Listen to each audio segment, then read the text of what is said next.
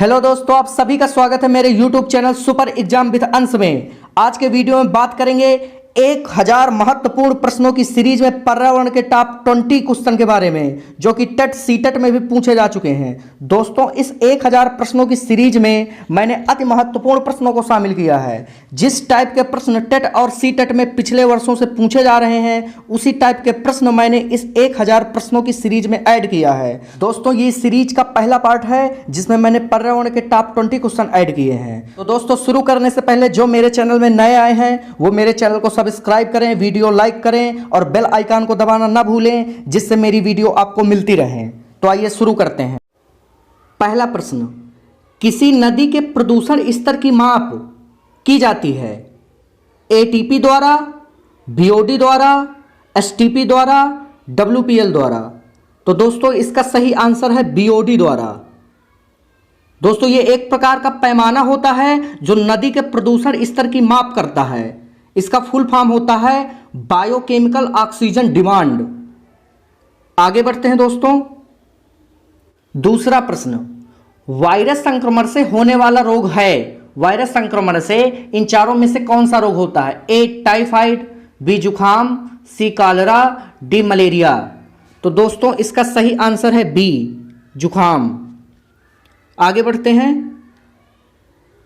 तीसरा नंबर, भारत में कृषि को प्रभावित करने वाला मौसम का सबसे महत्वपूर्ण तत्व क्या है? ए तापमान, बी पवन, सी आर्द्रता, डी वृष्टि। तो दोस्तों, इसका सही आंसर है डी वर्षा, वृष्टि। आगे बढ़ते हैं दोस्तों। चौथा प्रश्न, निम्नलिखित में कौन सी एक ग्रीन हाउस गैस है?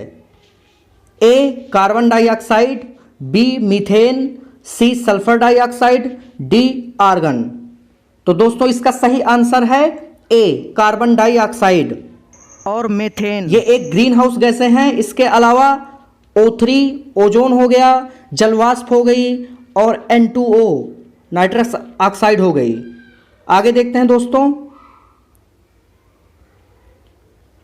भारत में प्रोजेक्ट टाइगर की शुरुआत कब हुई? ए 1973, बी 1992, सी 1982, डी 1996। तो दोस्तों, इसका सही आंसर है 1973। भारत में प्रोजेक्ट टाइगर की शुरुआत 1973 में हुई। और दोस्तों, 1992 में हुई हाथी परियोजना की शुरुआत। 1992 में क्या आई? हाथी परियोजना। तो याद रखिएगा। आगे बढ़ते हैं दोस्तों। पृथ्वी तल पर उस काल्पनिक रेखा को क्या कहते हैं जो 180 यामोत्तर पर खींची है? ए अंतरराष्ट्रीय तिथि रेखा, बी विषुवत रेखा, सी कर्क रेखा, डी इनमें से कोई नहीं। तो दोस्तों, इसका सही आंसर है ए अंतरराष्ट्रीय तिथि रेखा। आगे बढ़ते हैं दोस्तों।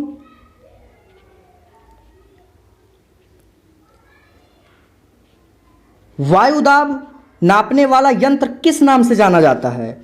दोस्तों, ध्यान से देखिएगा। वायुदाब नापने वाला यंत्र किस नाम से जाना जाता है? ए बैरोमीटर, बी सीस्मोग्राफ, सी थर्मामीटर, डी हाइग्रोमीटर। तो दोस्तों, इसका सही आंसर है ए बैरोमीटर। सीस्मोग्राफ से दोस्तों भूकंप की तीव्रता नापते हैं, और ये जो हाइग्रोमीटर होता है, हाइग्रोमीटर से वायु की आर्द्रता मापते हैं। आगे बढ़ते हैं दोस्तों। आठवां प्रश्न, निम्नलिखित में से कौन सा सर्वाधिक उत्पादक पारिस्थितिकी तंत्र है? ए उष्णकटिबंधीय वर्षावन, बी टुंड्रा, सी मरुस्थल, डी सवाना। तो दोस्तों, इसका सही आंसर क्या है? ए उष्णकटिबंधीय वर्षावन। ये विषुवत रेखा के लगभग 28 डिग्री ऊपर और नीचे, यानी नॉर्थ और साउथ में पाया जाता है। आगे देखते हैं दोस्तों।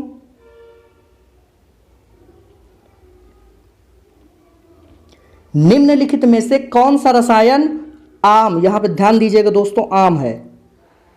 कौन सा रसायन आम पकाने में प्रयोग होता है? A calcium hydroxide, B calcium chloride, C calcium carbonate, D calcium carbide. तो दोस्तों, इसका सही आंसर क्या है? D part, calcium carbide. आगे देखते हैं दोस्तों। 10वां प्रश्न, कौन सी बीमारी दूषित जल पीने से फैलती है?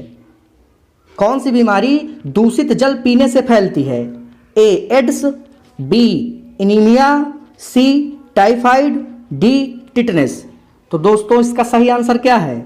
दूषित जल पीने से कौन सी बीमारी फैलती है? C option, typhoid. आगे देखते हैं दोस्तों, पर्यावरण को बचाने के लिए चिपको आंदोलन सुंदरलाल बहुगुणा द्वारा ये चालू किया गया था। पर्यावरण को बचाने के लिए चिपको आंदोलन से कौन सा राज्य जुड़ा हुआ है? तो इसका सही आंसर क्या है दोस्तों? ए उत्तर प्रदेश, बी उत्तराखंड, सी झारखंड, डी छत्तीसगढ़। तो इसका सही आंसर है बी उत्तराखंड। आगे देखते हैं दोस्तों, 12वां, जीवों के व्यवहार का अध्ययन किया जाता है। जीवों के व्यवहार का अध्ययन किया जाता है। ए इटियोलॉजी में, बी इथोलॉजी में, सी नियोलॉजी में, डी डेमोलॉजी में। तो दोस्तों इसका सही आंसर क्या है? बी पार्ट, इथोलॉजी में जीवों के व्यवहार का अध्ययन किया जाता है। आगे देखते हैं, समुद्री शैवाल किसका महत्वपूर्ण स्रोत है? दोस्तों ध्यान दीजिएगा, समुद्री शैवाल किसका महत्वपूर्ण स्रोत है? A chlorine, B iodine, C bromine, D लोहा। तो दोस्तों इसका सही आंसर क्या है? B iodine. कई बार आ चुका है टेट सी टेट दोनों में, तो ध्यान दीजिएगा। आगे देखते हैं, सैक लाइकेन क्या होते हैं? ए परजीवी, बी अपघटक, सी रसायन स्वपोषी, डी सहजीवी। तो दोस्तों ये सैक जो लाइकेन होते हैं ये सहजीवी होते हैं, तो इसका डी ऑप्शन सही है। आगे देखते हैं, सीएनजी का ईंधन के रूप में किसमें इस्तेमाल होता है? ध्यान दीजिएगा, सीएनजी कंप्रेस्ड नेचुरल गैस का ईंधन के रूप में किसमें इस्तेमाल होता है? ए वाहनों में, बी खाना बनाने में, सी वाहनों एवं उद्योगों में, डी उद्योगों में। ये सॉरी यहाँ पे डी है, देख लीजिएगा, डी उद्योगों में। तो दोस्तों इसका सही आंसर क्या है? सी वाहनों एवं उद्योगों में सीएनजी ईंधन का उपयोग करते हैं। आगे देखते हैं दोस्तों, नीरी। दोस्तों नीरी स्थित है, पूछ रहा है नीरी कहाँ स्थित है? यह एक राष्ट्रीय शोध संस्थान है जो कि पूछ रहा है कहां पर स्थित है। ए अहमदाबाद में, बी नागपुर में, सी मुंबई में, डी नई दिल्ली में। तो दोस्तों इसका सही आंसर क्या है? नागपुर में। ये जो राष्ट्रीय शोध संस्थान नीरी है वो नागपुर में स्थित है। आगे देखते हैं, बहुत ही महत्वपूर्ण क्वेश्चन दोस्तों, कार्बन मोनोऑक्साइड प्रदूषक क्यों होते हैं? कार्बन मोनोऑक्साइड को दम घोटू गैस भी कहते हैं दोस्तों। कार्बन मोनोऑक्साइड प्रदूषक क्यों होते हैं? ए यह ग्लाइकोसिस को रोकता है, बी यह तंत्रिका तंत्र को निष्क्रिय बना देता है, सी यह ऑक्सीजन के साथ अभिक्रिया करता है, डी यह हीमोग्लोबिन के साथ अभिक्रिया करता है। तो दोस्तों इसका सही आंसर है डी, यह हीमोग्लोबिन के साथ अभिक्रिया करता है और ऑक्सीजन की मात्रा को कम कर देता है। याद रखिएगा डी ऑप्शन। 18वां क्वेश्चन दोस्तों, कौन सा अंग वसा में घुलनशील विटामिनों का भंडारण करता है? ध्यान से देखिएगा क्वेश्चन दोस्तों, कौन सा अंग वसा में घुलनशील विटामिनों का भंडारण करता है? पहले आप ये देख लीजिए कि वसा में घुलनशील विटामिन कौन कौन सी हैं। तो वह है दोस्तों ए, डी, ई और के। अब देखते हैं जल में, जल में होती हैं बी और सी। वसा में ए, डी, ई, के और जल में बी, सी घुलनशील विटामिन होते हैं। तो अब ये देखिए कौन सा अंग वसा में घुलनशील विटामिनों का भंडारण करता है? ए रक्त, बी त्वचा, सी यकृत, डी अग्नाशय। तो दोस्तों इसका सही आंसर है सी यकृत। ध्यान से देखिएगा यकृत। आगे बढ़ते हैं दोस्तों, कथक किस क्षेत्र का शास्त्रीय नृत्य है? ध्यान से देखिए दोस्तों, कथक किस क्षेत्र का शास्त्रीय नृत्य है?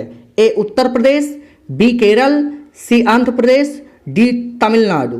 तो दोस्तों इसका सही आंसर क्या है? ए उत्तर प्रदेश। कथक उत्तर प्रदेश का शास्त्रीय नृत्य है। आगे देखते हैं दोस्तों 20 और लास्ट क्वेश्चन। कौन सी बीमारी इकट्ठा हुए पानी से हो सकती है? बताइए दोस्तों, कौन सी बीमारी इकट्ठा हुए पानी से हो सकती है? ए निमोनिया, बी पोलियो, सी चेचक, डी मलेरिया। तो दोस्तों इसका सही आंसर है डी मलेरिया। रुके हुए पानी में मच्छर अपने अंडे दे सकते हैं, इसलिए उनके काटने से मलेरिया रोग हो सकता है। इसलिए क्वेश्चन पूछा गया कौन सी बीमारी इकट्ठा हुए पानी से हो सकती है, तो याद रखिएगा डी मलेरिया। अगर आपको मेरा वीडियो पसंद आया हो तो लाइक करिए, कमेंट करिए और मेरे चैनल को सब्सक्राइब करिए और बेल आइकन को दबाना बिल्कुल मत भूलिएगा, क्योंकि सबसे पहले मेरी वीडियो आप तक पहुंचे तो बेल आइकन जरूर दबाएं।